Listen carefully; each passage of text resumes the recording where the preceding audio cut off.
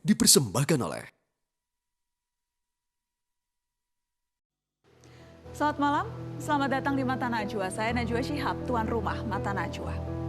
Kita selalu mengharap pemimpin yang bersih, pelayan publik yang perlakukan rakyat dengan penuh kasih. Panutan akan selalu dirindukan, inspirasi yang datang dari kepemimpinan. Figur-figur bersih layak terus diceritakan supaya tak habis sumber keteladanan. Tentang pemimpin yang bersih dari korupsi, mari bicarakan Bung Hatta lagi dan lagi. Di tengah lingkungan yang syarat godaan, bagaimana mencari pejabat publik yang bisa jadi panutan. Inilah Mata Najwa. Teladan Bung Hatta.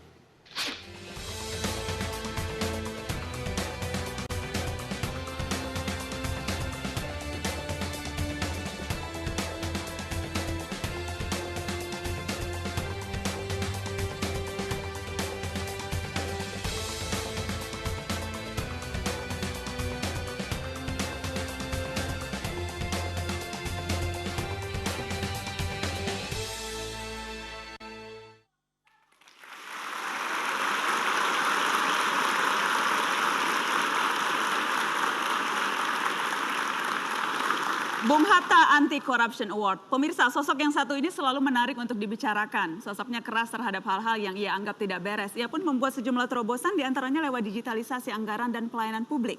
Dengan segala komitmen itu, ia terpilih menjadi salah satu penerima anugerah Bung Hatta Anti-Corruption Award 2015. Kita beri sambutan Tri Risma hari ini.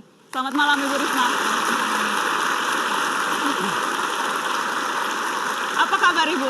Baik, alhamdulillah. Selamat atas anugerah, besok malam baru diberikan, tapi tadi siang sudah diumumkan konvensi pers, Anda terpilih menjadi salah satu penerima Bung Hatta Anti-Corruption Award.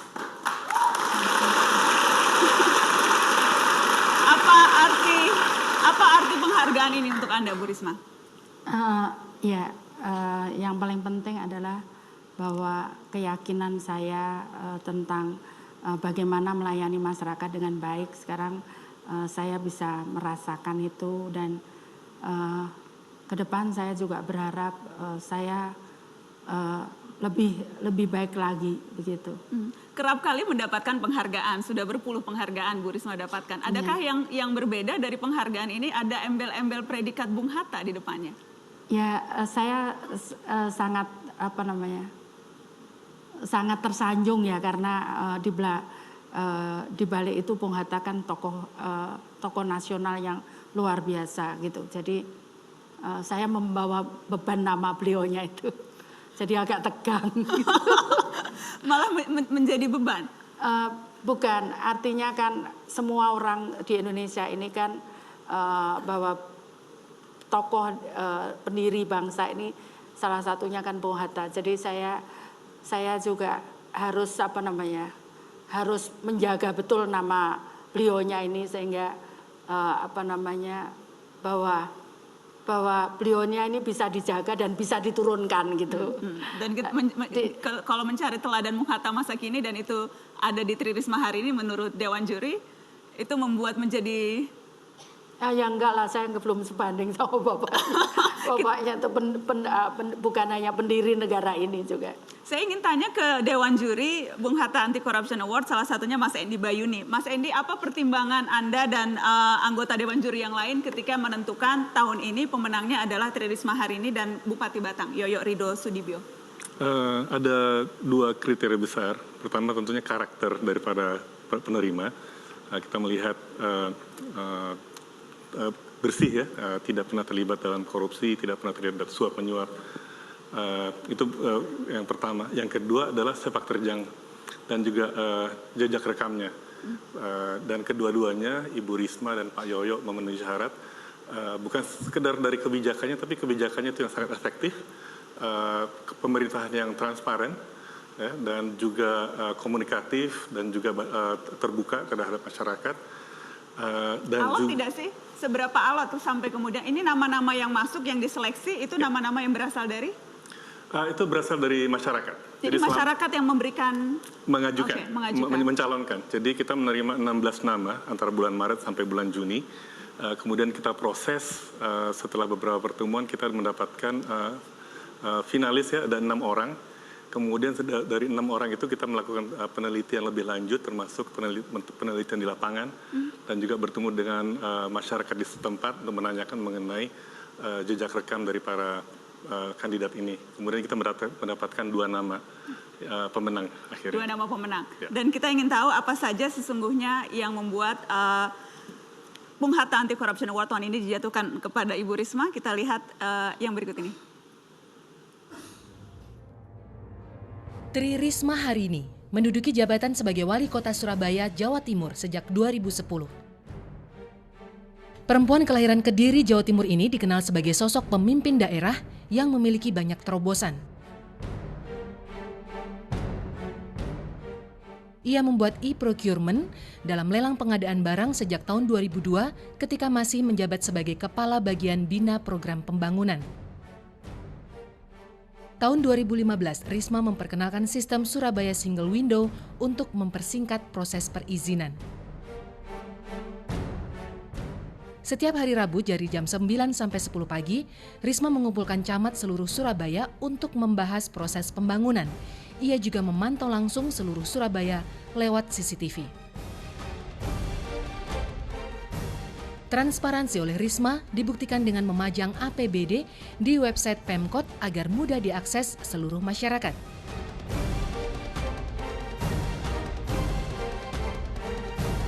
Karena segala terobosannya, Risma pun mendapat berbagai macam penghargaan.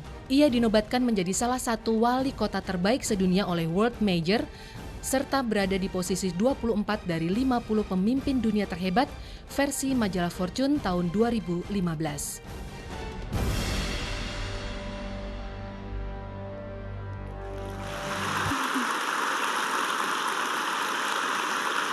Bu Risma, itu tadi baru sekelumit berbagai kiprah yang dilakukan sampai kemudian Anda mendapatkan penghargaan ini. Tapi di balik itu semua saya sejujurnya hanya ingin mendengar cerita Ibu.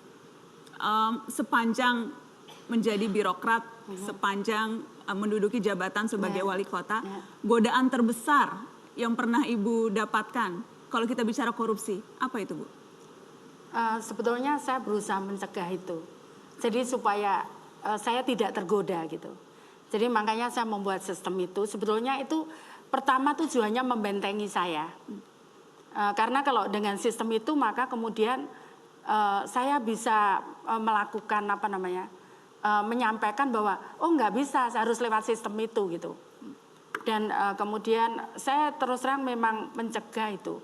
Jadi saya tidak pernah misalkan ada pengusaha pengen ketemu saya ajak bareng-bareng teman-teman seluruh Pemkot itu yang terkait. Jadi tamunya 3 gitu, staf saya ada 20 gitu. sehingga supaya nggak ada macam-macam berani langsung dengan Ibu. Iya, bukan itu. Saya pun mencoba membentengi. Jadi membentengi itu tidak mudah. Jadi contohnya misalkan saat saya awal jadi wali kota kemudian diturunkan itu, saya nggak mau tanda tangan itu untuk apa? Reklama harus tanda tangan saya. Itu kan kewenangannya dinas. Ngapain saya harus tanda tangan izin segala? Saya sampaikan begitu. Terus bingung lah staf ini karena kemudian Bu ini begini. Anda coba cari formula undang kejaksaan sama kepolisian. Saya nggak mau tanda tangan itu. Saya bilang. Terus kemudian kan ya saya pingin karena saya pernah melihat bahwa loh kok yang masuk ke Pemkot kecil gitu kan. Terus saya kemudian merubah membuat kebijakan menaikkan itu. Nah, diturunkanlah saya gitu ya. Jadi sebetulnya saya berusaha juga membentengi oleh DPRD gitu kayak itu. Iya, membentengi diri saya. Jadi makanya semua saya buat sistem itu. Jadi tujuannya yang utama justru supaya supaya itu tidak menyentuh ke saya. Maksudnya sistem itu dibuat supaya saya tidak bisa melakukan apapun gitu. Sistem itu dibuat semestinya Surabaya Single Window. Loh ngapain harus ke saya sampaikan. Sudah enggak musim, pakai aja Surabaya Single Window. Wong izin itu bisa dicapai dari rumah. Ngapain ketemu saya? Nggak ada gunanya ketemu saya. Saya juga tidak bisa ngomong dia karena sistemnya ada, saya bilang itu. Biasanya sistem izin itu yang paling enak untuk setor-setoran, Bu. Apanya? Paling enak setor-setoran tuh kalau lewat izin, bisa mahal harga tanda tangan itu. Ya tapi saya sekarang nggak mau tanda tangan itu, semua saya lepas. Semua saya lepas ke dinas, kemudian dinas saya bentengi dengan sistem itu. Saya juga tidak bisa masuk ke sistem itu karena ada kalau di di elektronik itu ada namanya ISO 72001. Ya. Nah itu seperti bentengi sistem itu. Jadi tidak bisa tiba-tiba saya masuk jam ke sistem itu tidak bisa. Karena di situ ada yang kontrol gitu. Nah, di sistem elektronik itulah kemudian saya membentengi diri saya, kemudian saya juga enak tidur nyenyak karena semua kemudian dikelola dengan sistem itu, begitu. Dan orang tidak akan ada yang berani dekat-dekat karena semuanya harus lewat sistem. Iya. Semuanya transparan. Iya. Kita kembali setelah pariwara berikut, tetaplah di Mata Najwa.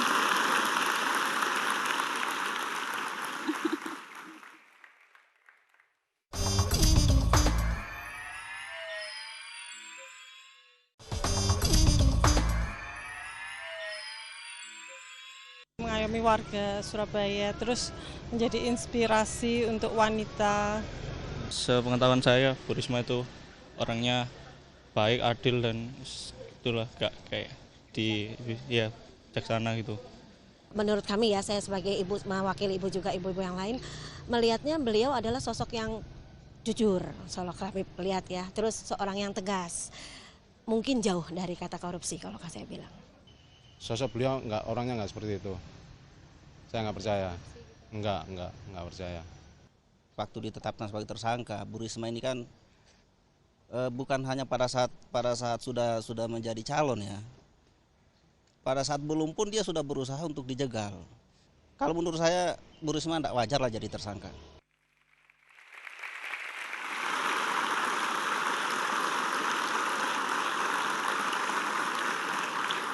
Terima kasih Anda di Mata Najwa, Teladan Bung Hatta. Saya bersama dengan salah seorang penerima Bung Hatta Anti Corruption Award 2015, Tri Risma hari ini. Tadi ada berbagai tanggapan warga Surabaya tentang sosok Anda, Bu Risma. Yang terakhir itu menarik karena pekan lalu itu sempat heboh. Bu Risma menjadi tersangka. Sempat ditarik, sempat ada belakangan kemudian pengaduannya dicabut kembali, sempat saling bantah antara polisi dan jaksa. Saya ingin tahu apa yang terjadi sesungguhnya. Saya juga nggak tahu. Ibu nggak tahu? Saya juga nggak tahu.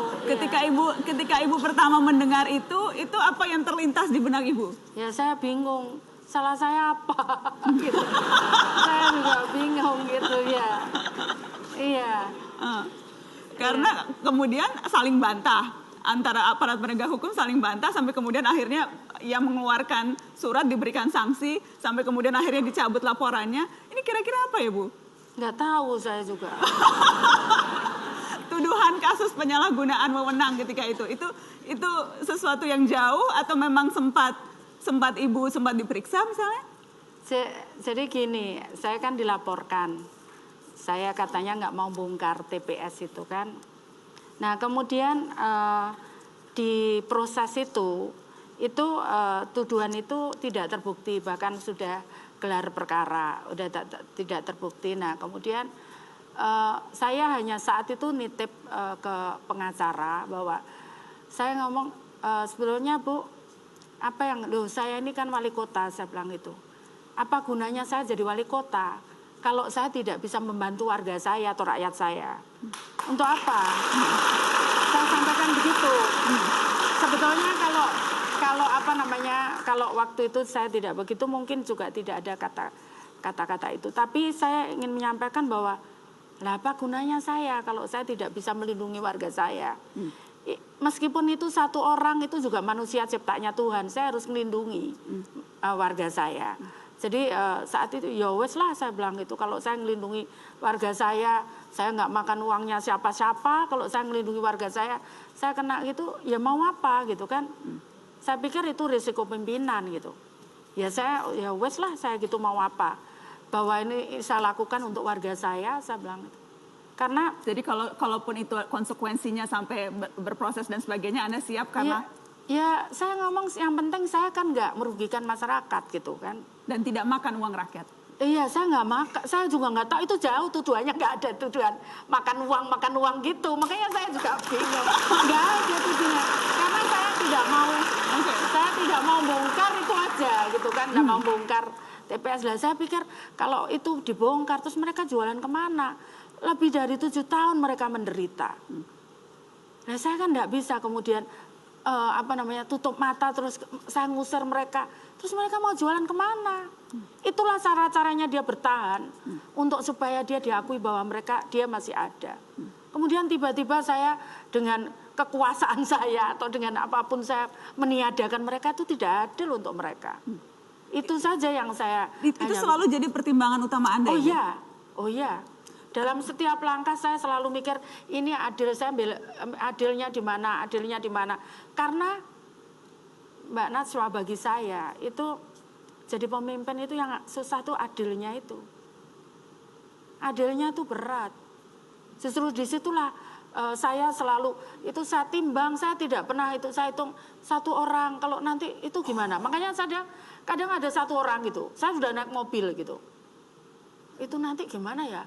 Saya balik lagi, terus lihat orang itu berhenti, nanti begini, balik lagi, kadang 3 kali, ada turun lah, saya bilang gitu. Hanya untuk, Pak, Bapak tidurnya di mana? Hanya tanya gitu saya. Oh iya Bu, di pasar. Bu, Pak ikut saya ya Pak, enggak mau. Tapi kan saya sudah pernah nawari gitu kan. Nah itu berat itu kalau sudah begitu. Saya juga enggak mau nanti di Padang Maksar saya ditanya perkara tidak adil itu.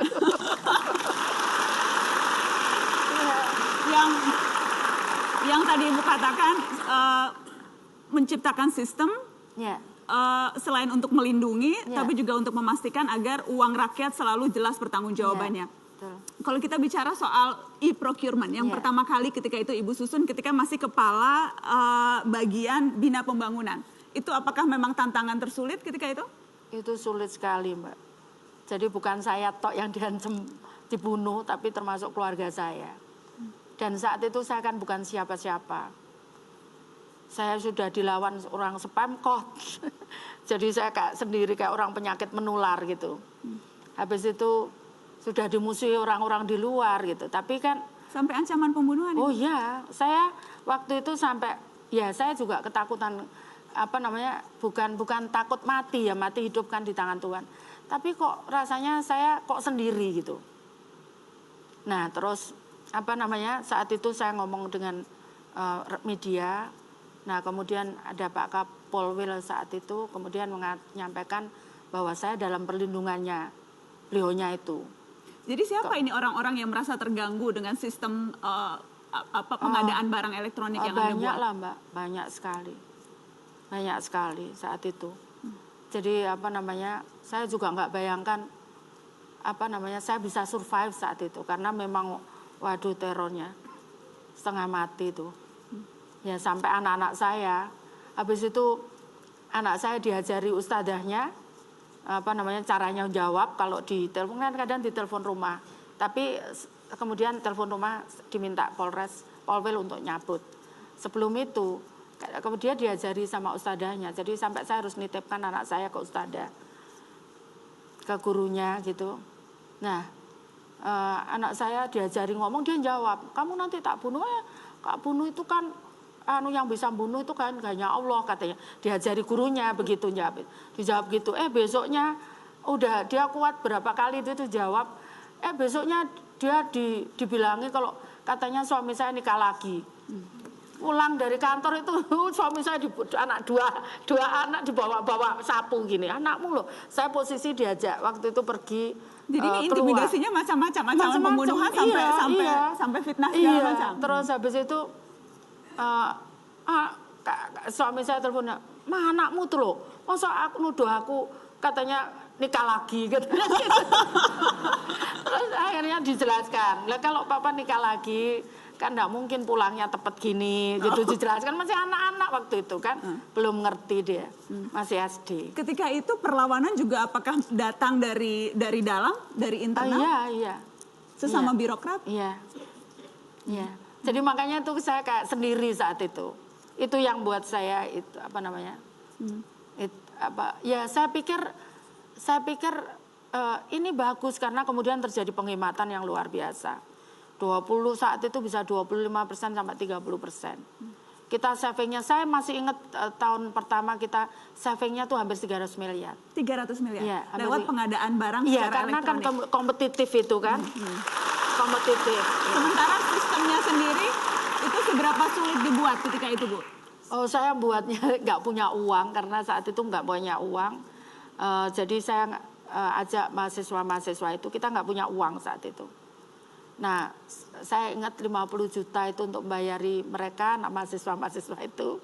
Karena masih mahasiswa mungkin juga murah gitu kan. Jadi saya nungguin sampai jam 2 pagi. Kalau dia ngerjakan itu ngantuk, kan dia sambil ngerjakan tugas. Bangun, belum selesai gitu. Saya bangun, ayo belum selesai.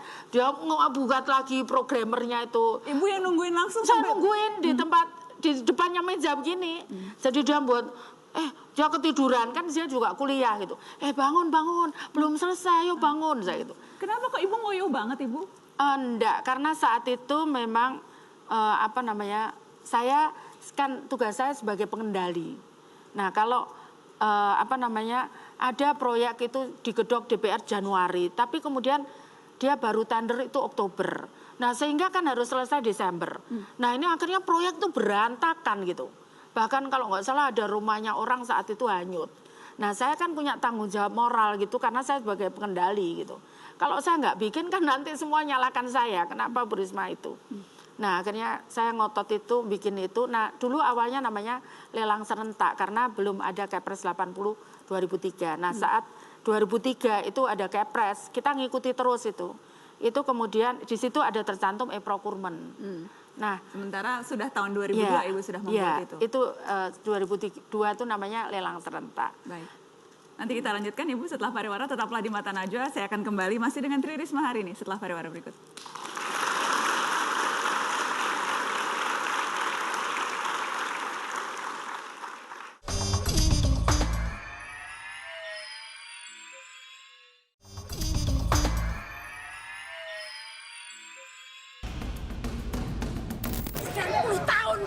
Bikin itu, ngerti enggak?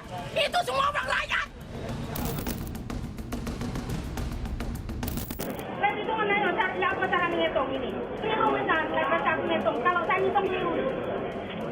Ayo ngitungan, ayo gimana? Ayo jelaskan ke saya. Bongkar, kalau tidak dibongkar, tak berhentikan.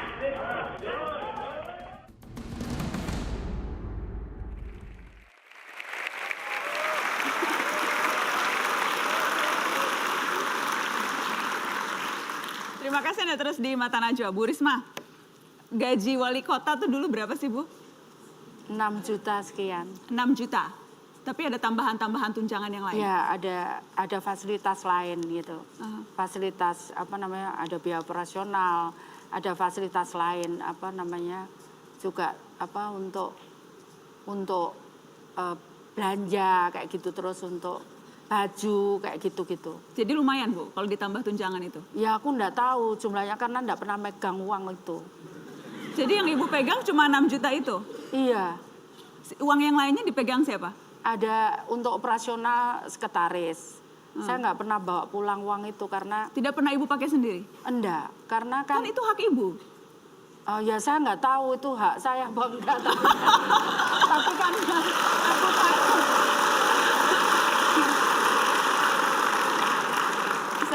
Saya ngecek LHKPN Bu Risma. Iya. Di situ tertulis rumah 1 dan itu 2 benernya. 2 rumahnya? 2 tapi dikasih orang tua saya semua. Dua-duanya pemberian orang tua? Iya. Ibu jadi birokrat sudah 25 tahun, iya. Jadi wali kota sudah 5 tahun, masa nggak sanggup bikin rumah sendiri? Ya memang kenyataannya kayak gitu. Kenyataannya gitu. Jadi dua-duanya rumah Ibu itu rumah pemberian dan bukan yang dibangun? Iya, yang satu diberikan saat saya mau nikah. Jadi saya belum PNS itu. Sekitar 89. Saya belum PNS saat itu. Kemudian yang kedua karena semua orang tua saya memberikan rumah plus mobil. Saya nggak mau mobil, ditukerlah rumah itu yang kedua. Iya. Tidak penting itu untuk Ibu tampil dengan style tertentu mungkin, atau tidak penting untuk saya masih tidak bisa berpikir dipamerin sama siapa gitu. Nggak mau dipamerin, enggak kan. Ya udah, saya bisa nempatin yang penting kan nggak kehujanan, nggak kepanasan. Jadi selama ini tidak pernah bisa menabung lebih banyak dari penghasilan? Enggak, jadi kadang punya uang dikit gitu, terus ada yang ngeluh apa gitu, anak yatim, anak apa gitu, ya udah saya kasihkan. Punya uang dikit gitu. Punya uang dikit selalu dikasih? Ya, makanya nggak bisa kaya, Bu. Hah? Makanya nggak bisa kaya, punya uang dikasih terus. Ya kan, coba bayangin, saya punya rumah, coba bayangin dia kok punya rumah, kadang makan aja belum tentu kan. Makanya di kebijakan saya itu kita kasih permakanan untuk lansia miskin, supaya saya juga nggak beban gitu kan. Kemudian yang kedua anak yatim, itu jumlahnya ribuan, 4.000 sekian anak yatim. Terus orang cacat, yang anak yatim 6.000 sekian, yang orang cacat sekitar 4.000-an. Setiap hari kita kasih makan. Itu dari pengalaman-pengalaman gitu, aku ketemu lapangan, oh ya ada masalah gini. Oh ya ternyata orang sakit bisa jadi miskin kayak gitu. Dan itu ibu tularkan ke seluruh jajaran Pemda, anak buah ibu di birokrasi? Sekarang kita numpun sebetulnya ngomongnya ya kalau zaman dulu ya zakat lah. Tapi ya teman-teman Pemkot itu ngomongnya PSR, Personal Social Responsibility. Personal Social Responsibility. Ada CSR, ada PSR. Jadi rombong, jadi modal untuk itu gitu. Jadi kita berikan tiap bulan kayak gitu. Saya ingat saya pernah dengar ibu bilang korupsi itu sama berbahayanya dengan narkoba. Ya.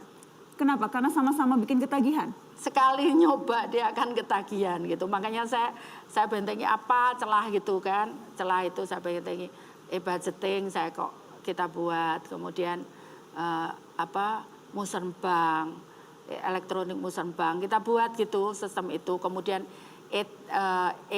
payment, pembayaran itu tanpa tidak bisa cash. Jadi kita bayarnya semua pakai online. Jadi transfer begitu. Jadi yang seperti itu kita bentengi gitu supaya tidak ingin mencoba gitu. Ya. Dan kalau masih ada yang mencoba, menurut Ibu hukuman yang paling tepat untuk pejabat yang melakukan korupsi itu apa, Bu Risma? Saya terus terang tidak mendalami itu ya. Nanti biarlah yang ahli pakar-pakar itu yang tapi Bu Risma menjadi pejabat publik sudah 30 tahun. Yeah. Kalau kemudian melihat, mendengar berbagai cerita yang terjadi melibatkan teman-teman sesama aparatur pemerintahan, itu membuat miris? Jadi saya selalu ambil hikmahnya itu, kemudian saya harus melakukan apa, terutama terhadap staf-staf saya. Jadi misalkan reklame gitu kan, itu kan empuk gitu. Nah supaya saya nggak, tudingan, itu kapan anunya? Nah, kita buat sekarang transparan. Matinya reklame ini kapan, mulainya kapan, sudah bayar pajak belum, ada izinnya belum. Itu kita buat transparan, kita upload sehingga orang semua bisa lihat gitu. Itu kan termasuk itu. Jadi saya selalu semua itu apa yang saya buat hikmahnya untuk saya perbaikan. Oh ya, kita lemah di sini, kita lemah di sini, kita lemah di sini. Nah, itu kemudian kita lakukan perbaikan gitu. Saya terus terang tidak saya membatasi melihat dan mendengar untuk kasus orang lain, karena saya hanya ingin apa yang terjadi gitu. Masalah itu apa yang terjadi, kemudian saya dari situ belajar untuk bagaimana menyempurnakan sistem ini gitu. Jadi apa yang kerap kali ibu sampaikan ke anak buah gitu di jajaran, apa yang soal bagaimana menjaga hati, menjaga diri dari korupsi? Jadi awalnya kan kemudian saya hukum gitu kan, sehingga banyak sekali yang kita pecat gitu, kita berhentikan jadi PNS. Nah terus saya pikir ini kapan selesainya kalau begini. Akhirnya kemudian saya ngajak ngomong mereka. Pada waktu ada satu case gitu, saya ajak ngomong mereka. Nah kemudian saya sampaikan bahwa mungkin kita hidup ini kan pilihan. Saya sampaikan, enggak apa-apa kalau memang kita mau lebih dari gaji PNS dan pendapatan yang Pemkot berikan. Silakan, itu kan pilihan. Tapi coba bayangkan, kalau kita bisa membantu satu orang itu dan satu orang itu kemudian bisa menghidupi keluarganya. Karena kemudian kita membantu misalkan di proses perizinan, kemudian di proses supaya dia tidak sakit dan sebagainya untuk dokter-dokter yang layani puskesmas dan sebagainya. Kita bisa nolong berapa orang? Saya sampaikan begitu dan itu selalu saya sampaikan dampaknya kita kalau misalkan kita melakukan misalkan perizinan lama, saya sampaikan itu ada kesempatan orang bekerja di situ. Pernahkah kita membayangkan bahwa kalau orang itu bisa bekerja, kemudian orang itu bisa menolong orang lain minimal keluarganya. Saya sampaikan begitu ke staf saya. Akhirnya malah keluar, saya pikir kita dimarahi, ternyata nangis semua keluar. Akhirnya itu sering saya lakukan dan kemudian saya ngomong. Jadi anak buah ibu nangis semua dengar ya, itu? Ya banyak yang nangis keluar itu nangis gitu. Karena mereka mikir saya marah gitu. Karena ibu sering marah memang? Mungkin. Kita break, kita lanjutkan. Tetaplah di Mata Najwa. Setelah ini saya akan hadirkan satu lagi penerima Bung Hatta Anti Corruption Award, Bupati Batang, Yoyo Rio Sudibyo, sesaat lagi.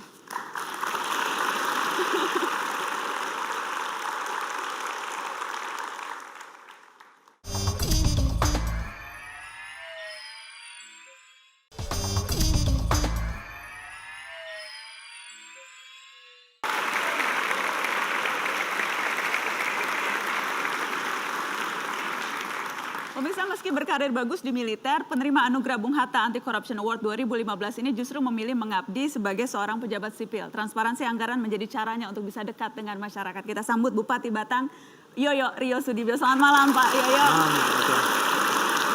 Terima kasih sudah hadir di Mata Najwa. Selain Bu Risma, Anda juga mendapatkan Bung Hatta Anti Corruption Award. Tadi saya bertanya ke Bu Risma apa artinya penghargaan ini.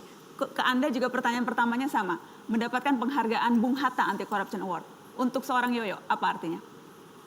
Arti penghargaan ini ya buat saya. Artinya apa ya Mbak ya? Saya sebetulnya juga nggak merasakan apa-apa ya Mbak. Saya bisa berdampingan dengan Mbak Risma aja ini sudah hal yang luar biasa bagi saya.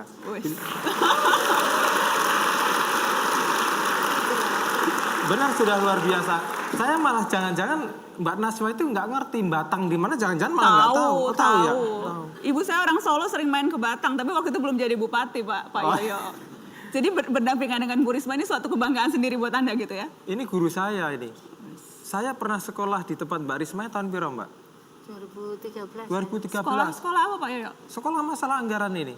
Sekolah masalah sistem. Belajar dengan Bu Risma? Betul, belajar sama Bu Risma. Saya 2013 tuh belajar karena memang saya kan nggak ngerti apa-apa Mbak. Jangan suka merendah. Loh, kok merendah piye Mbak? Aku itu neng militer ya. Ini nggak merendah. Saya di militer tuh puluhan tahun. Kemudian 2007 itu saya memensiunkan diri, mengundurkan diri. Alhamdulillah mayor tuh pensiunannya 1.600.000 Mbak. Kemudian saya kan dagang itu. Saya nggak ada firasat pikiran mau berdampingan sekarang Mbak Risma sebagai bupati, nggak pernah punya firasat. Saya dagang. Jadi pensiun dini untuk dagang? Dagang, sama itu dagang. Ya dagang habis itu. Dagang apa Pak Yoyo? Klambi Mbak. Baju? Jualan baju ya. Jual baju. Oke, laris ya Pak? Ya. Terus Pak, baju. Habis dagang baju, terus habis itu karena nggak laku jadi bupati gitu? Oh nggak laku. Lah kan ini nanya, laku? Laku, nggak laku gimana? Terus mau jadi bupati setelah laku jadi jualan baju, mau jadi bupati karena? Nah ini saya juga nggak tahu juga kenapa saya jadi bupati Mbak. Yang jelas waktu itu kan setelah saya pensiun dini, kemudian saya dagang, ceritanya dagangan saya ini agak laku Mbak, bukan nggak laku, agak laku. Oh malah sukses ya? Iya, sukses. Saya itu sampai dibawa kemana-mana oleh Pak Fari Tristianto, orang Bandung yang Rajaewo itu. Dulu ke beberapa universitas atau pas ada acara-acara seminar-seminar tentang ekonomi, saya di situ suruh jadi pembicara. Contoh gitu. pengusaha sukses waktu itu ceritanya? Kayaknya sih, ya nggak sukses juga, maksudnya nggak sukses. Ya maksudnya lumayan. Ini dari tadi merendah terus nih Pak Bupati. Yang di blow up adalah tentara dagang kok iso. Kalau udah sukses lah gitu loh Mbak. Gitu. Dan sekarang tentara tentara, dagang, sukses, kemudian berhenti jadi pedagang dan jadi bupati, dan sekarang dapat Bung Hatta Anti Corruption Award. Kita lihat kiprah Yoyo berikut ini. Yoyo Ryo Sudibyo, lahir di Batang, Jawa Tengah 23 April 1972. Mengawali karir sebagai anggota militer, namun justru memutuskan pensiun dini dan mencalonkan diri sebagai Bupati Batang tahun 2012. Di awal menjabat, Yoyo langsung melakukan sejumlah gebrakan. Antara lain mewajibkan seluruh pejabat dan PNS untuk menandatangani fakta integritas.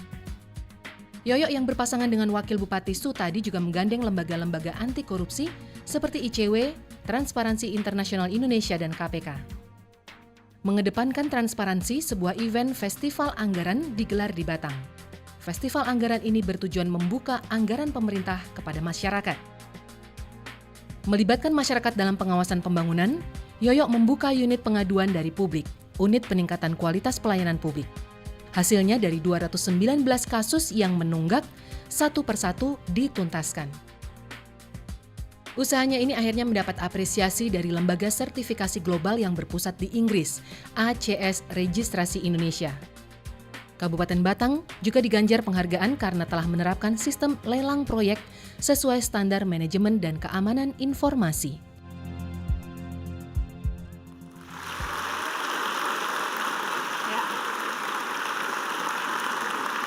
Pak Yoyo, karena tadi Anda malu-malu mau cerita apa yang sudah Anda lakukan, saya ingin bertanya ke teman-teman Bung Hatta Anti Corruption Award. Mbak Natali, apa yang menyebabkan Dewan Juri akhirnya memilih Pak Yoyo berdampingan dengan Bu Risma menjadi penerima tahun ini? Ya, saya kira Mas Yoyo ini atau Pak Yoyo ini dipilih oleh Dewan Juri karena kiprahnya itu. Memang harus diakui bahwa Mas Yoyo ini orang yang agak unik, melihat dari pengalamannya sebagai militer kemudian masuk ke pelayanan publik. Tapi nampaknya sebagai bupati beliau ini tetap berpegang teguh pada nilai-nilai prinsip hidup yang penting baginya, yaitu soal kejujuran, integritas, dan itu kami yakin telah ditumpahkan di dalam pengabdiannya kepada masyarakat. Jadi memang perkumpulan kami ini sudah dibentuk 12 tahun yang lalu.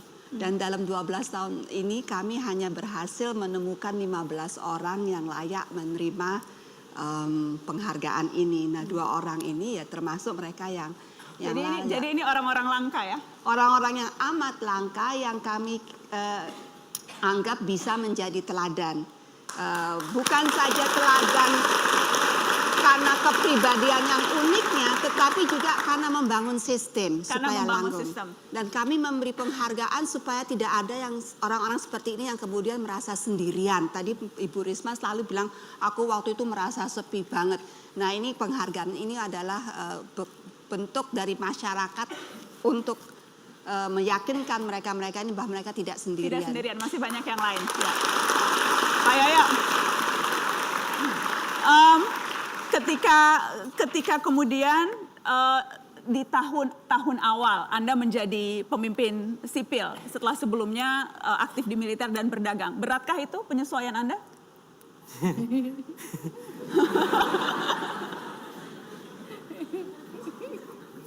Malu sebetulnya saya mau ngomong, Mbak. Nggak apa-apa, di mata Najwa nggak boleh ada yang malu-malu, Pak. Aku tahun pertama nganti nangis ya, Mbak. Nangis? Saya panggil ibu saya ya, saya panggil ke kantor. Tahun pertama itu saya nangis saya. Nangis ke ibu? Iya, nangis di pangkuan ibu saya. Ternyata kok kayak gini ya jadi bupati gitu. Jadi kalau Mbak Risma tadi merasa sendirian, kalau saya bukan merasa sendirian lagi, saya memang nggak ngerti apa-apa, Mbak. Nah, coba bayangkan toh, saya tentara, berarti kan saya tidak pernah ngerti ilmu birokrasi, ya kan? Kemudian saya dagang, di dagang itu saya nggak pernah ngerti tentang bagaimana sistem anggaran di pemerintahan. Kemudian tahu-tahu tahun 2011 itu ada hore-hore di kampung saya itu, ya sebentar ya sama dengan Mbak Risma sekarang, coblos saya gitu. Tahu-tahu orang kampung saya itu maju aja. Padahal bapak saya sudah wanti-wanti, ojo merono le. Tapi saya ini sama adik saya yang brimob itu, tentara orang wani, aku polisi wani. Lah aku kan kakaknya kok digituin, Mbak. Ya wani we. Jebule kok dadi to, Mbak. Jadi bupati. Jadi bupati. Oke, semakin menarik. Mas Yoyo, ditahan dulu. Kita harus break untuk headline-nya. Setelah headline-nya saya mau tahu lebih jauh kenapa bisa tentara nangis di pangkuan ibu ketika menjadi bupati setelah pariwara. Setelah headline kita akan kembali. Tetaplah di Mata Najwa.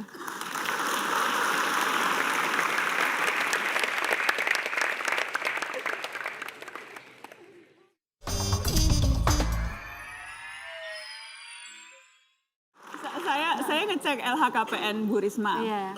Di situ tertulis rumah 1 dan itu 2 benernya.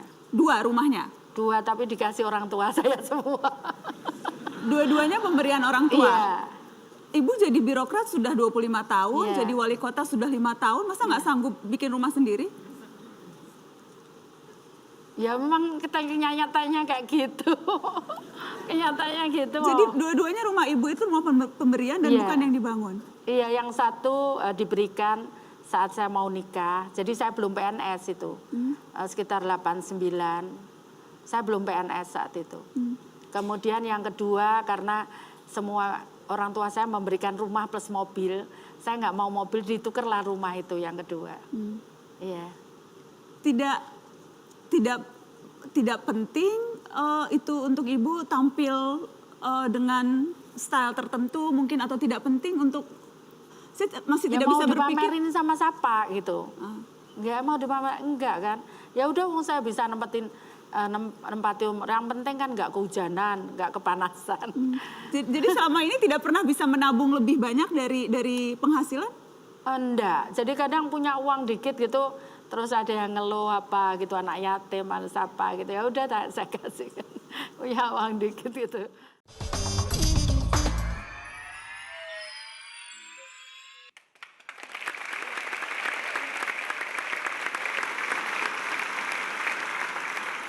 Terima kasih Anda terus di Mata Najwa Teladan Bung Hatta. Bung Hatta Anti Corruption Award tahun ini diberikan kepada 2 orang tokoh, mantan wali kota Surabaya Tri Risma hari ini dan juga Bupati Batang Yoyo Sudibyo.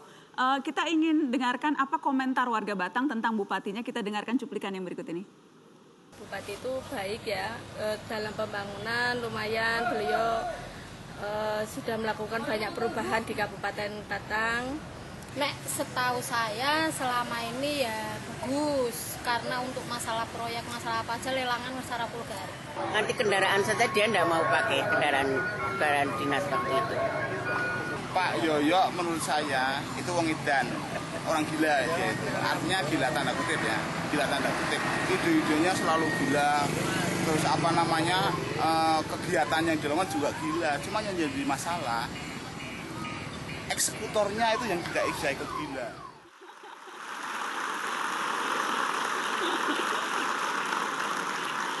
Jadi warga Anda bilang Anda tuh gila Pak Bupati? Agak gila? Malah wong Surabaya ngomong agak juga ini. Apa hal tergila yang pernah Anda lakukan selama 3 tahun memimpin Batang? Kalau kita bicara pemberantasan korupsi. Hal tergila yang saya lakukan. Apa ya Mbak Yo? Jangan-jangan semuanya gila?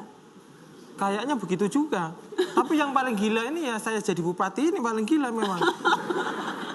Masih belum merasa bupati? Akhir-akhir ini rada-rada sih. Akhir-akhir ini rada-rada karena sudah ketemu lah. Sedikit demi sedikit ketemu, sedikit demi sedikit ketemu. Bayangkan toh Mbak, yang tadi itu ya. Begitu saya dilantik, saya kan nggak tahu apa-apa Mbak. Ilmu birokrasi yang nggak ngerti. Wong saya bukan lulusan STPDN atau bukan PNS kok. Nek Mbak Risma kan puluhan tahun. Wes sehari-hari makanan kayak gitu. Lah aku lah ngerti ini latihan bedil toh Mbak. Kemudian saya dagang kan sama sekali saya nggak pernah tahu-tahu suruh mimpin 8.700 pegawai negeri. Kan itu berapa batalion itu Mbak. Terus suruh mempertanggungjawabkan anggaran yang besarnya 1 triliun. Mau congkon nebi aku sering salah-salah. 1 triliun 200 miliaran sekian. Ngerti dari mana saya? Jadi apa yang Anda lakukan?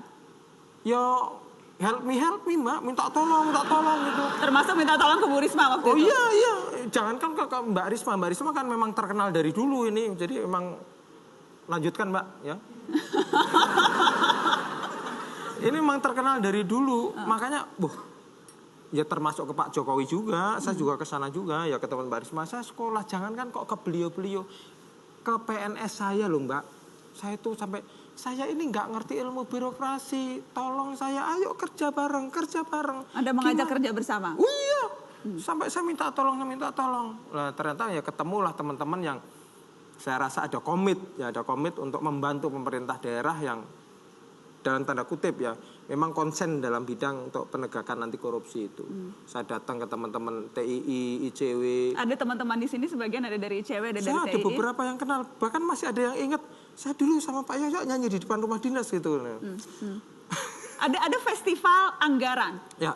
Apa yang dipamerkan kalau festival anggaran itu?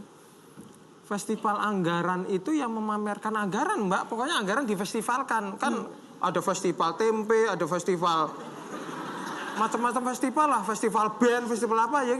Coba anggaran difestivalkan. Ini ada foto-fotonya. Jadi ya, Anda memamerkan uang rakyat. Okay. Ya, awalnya itu bukan festival anggaran Mbak, awalnya itu setiap tutup tahun anggaran saya mengumpulkan rakyat dari seluruh kecamatan, dari seluruh kampung, dari seluruh desa, tak kumpulkan itu kan puluhan ribu, kemudian saya sebar pamfletnya itu Mbak, saya sebar apa saja yang sudah saya lakukan dengan uangmu wahai rakyatmu, saya sebar. Ternyata nggak masuk Mbak, rakyat kita ini kalau baca ini habis baca kan dibuang Mbak, habis itu yang tahun berikutnya saya muter ke semua kelurahan. Ternyata juga nggak efektif juga. Yang terakhir itu coba dipampang aja, dipamerkan semuanya lah. Jadi tahun sebelumnya apa sudah dikerjakan dan kita akan mengerjakan apa tahun selanjutnya gitu. Jadi penting semua. Untuk Anda rakyat tahu uangnya dipakai untuk apa? Loh lah iya toh Mbak. Kita ini kan ya apa istilahnya Mbak, nek pegawai negeri kita pegawai negeri atau pelayan. Pelayan toh. Nah, pelayan ya melayani sama melayani rakyat. Berarti rakyat kan juga harus semua tahu. Iya. Bu Risma, rakyat harus tahu uangnya dipakai apa, digunakan untuk apa, itu juga penting menurut Anda? Iya, harus tahu, masyarakat harus tahu. Kalau di Surabaya itu tertuang di dalam e-budgeting ya. Jadi harus tahu memang. Karena kalau nggak tahu kan mereka nggak. Jadi di Surabaya tuh usulan musrembang itu tercantum semuanya. Jadi warga nagih ke saya kalau nggak. Ini kenapa nggak dikerjakan? Padahal sudah disetujui gitu. Nagih ke saya. Itu. Ini sudah dikerjakan 2 tahun. Saya cek kadang juga ada yang udah diusulkan mana. Saya juga cek karena kita punya data lengkap. Kita cek, oh ternyata kadang juga enggak muncul. Iya, Bu Ali baru bulan apa ya, gitu loh, saya bilang gitu. Jadi kontrol dari masyarakat justru itu yang membuat sistem ini bisa berjalan dengan maksimal. Betul. Karena masyarakatnya juga berdaya. Iya. Kita lanjutkan setelah pariwara, tetaplah di Mata Najwa.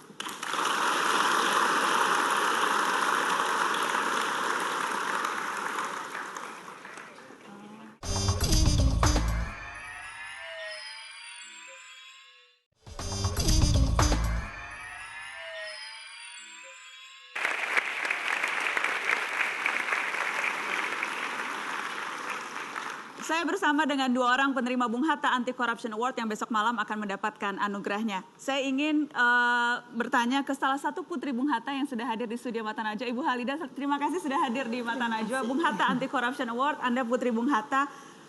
Kalau kira-kira Bung Hatta masih ada di tengah-tengah kita sekarang, Ibu, melihat situasi dan kondisi yang seringkali membuat kita mengelus dada kalau bicara pemberantasan korupsi.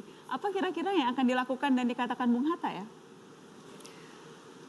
Tentu Bung Hatta tidak akan berhenti untuk memberikan pendapatnya yang konstruktif, dalam arti beliau menginspirasi menjalankan apa yang diucapkannya dan pasti akan menegur, tapi menegur secara jelas karena Bung Hatta orangnya rasional dan apa yang dipikirkan itu akan dijalankan secara ada strateginya, step by stepnya. Jadi orangnya berani, tidak takut. Kalau memang benar maka itu dilaksanakannya secara konsisten dan sistematik. Seperti dulu juga waktu berjuang untuk mencapai kemerdekaan itu sebuah impian.